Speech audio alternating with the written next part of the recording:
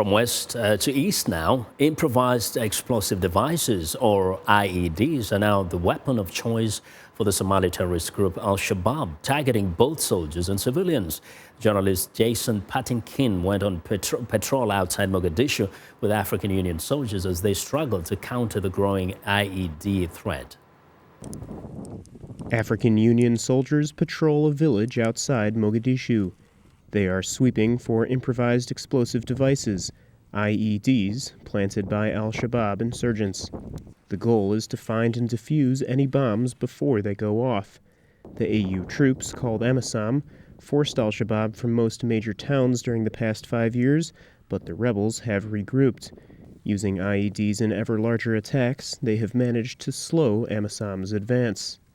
IEDs are the biggest threat in these counter-insurgency, counter-terrorism operations. Al-Shabaab has been able to leverage its expertise on IEDs to very, very devastating effect. Civilians are targeted too. Blasts at these hotels in late August killed 22. 2016 is set to be the worst year yet for IED attacks in Somalia, with more than 225, according to the Sahan Research Group. The bombs are getting bigger too, up to 80 kilograms compared to 5 or 10 kilograms just a few years ago. The use of IEDs has really evolved. IEDs are in different types. Trucks that are filled with explosives. They are pressure plate IEDs. There are also magnetic IEDs, IEDs that are remote control. And so a combination of these really creates a lot of challenge. IEDs are effective because they are easy to make.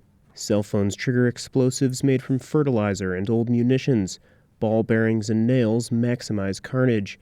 The only imports are blast caps and detonators smuggled from Yemen, according to Amisom commanders and independent researchers. They can place on a road, on the side of a road, and a vehicle. They are easily modified. They can easily be transported. They are easily connected. And the triggerman can easily hide. And that's why the IEDs they manufacture gives them a lot of flexibility. Amisom officials and independent observers say patrols and searches aren't enough in places like Mogadishu, where attacks are most frequent. Better intelligence is needed to break up the bomb-making groups.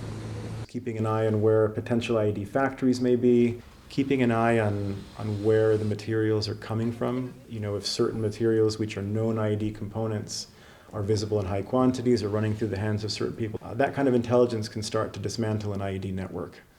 For Amisom soldiers on the front lines, reducing the IED threat cannot come soon enough. Jason Patinkin for VOA News, Mogadishu.